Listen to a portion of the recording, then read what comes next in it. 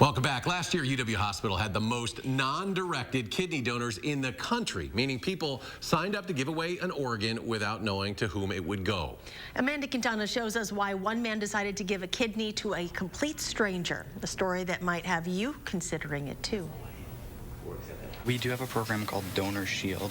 As a surgical scheduler, David Johnson makes and answers a lot of phone calls, talking to kidney donors and recipients both about to have their lives changed. There are certain people who have so much excitement they can't even hold it back. I've heard tears, and it's just like I've gotten a little emotional on my end as well from hearing that. Just, you know, the amount of joy and happiness that some of our patients have finding out that they get a new chance at life is amazing. That shock and hope in their voices, the inspiration that pushed David to donate his kidney.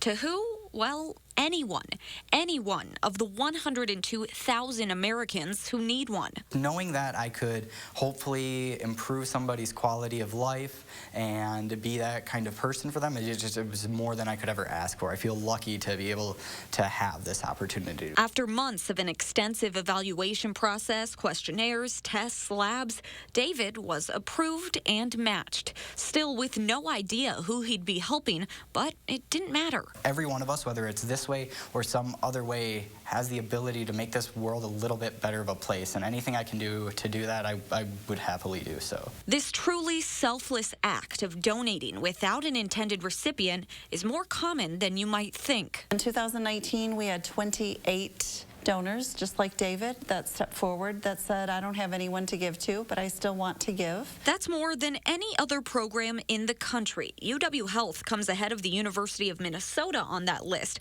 but there's no explanation for why people living here and there are the most willing to give the ultimate gift. My best guess is it's a Midwest thing happening. UW's 28 non-directed kidney donors haven't only touched 28 lives. Those donors started chains of donations affecting more than 100 patients in 18 states. It's huge. It's more than one person within this chain who no longer needs dialysis.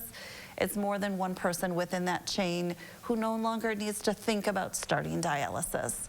So, you know, these non-directed donors are absolutely priceless. These are letters from the family of the person I donated a kidney to. For David, the thank you was something he never expected, and this meeting, Nice to meet you. more than he could have ever imagined. I've always wondered if they were doing okay, how they were recovering. Just making sure he was okay. Now knowing he saved mother of three Jill Sundell of Michigan from having to start dialysis. Although I'm just very thankful. Yeah, of course. I'm glad I could help. I guess to me it still feels really surreal that I had this impact on someone. I don't feel any different than before the surgery. I feel normal, and it's just still kind of something difficult for me to wrap my head around. What he does have is a whole new understanding of the journey those patients on the phone are starting, and hope that those calls will keep coming. Her whole family was thankful, and you know, we feel like family now. So it's an interesting and unique experience that I'm extremely grateful for. Amanda Quintana, News 3 Now.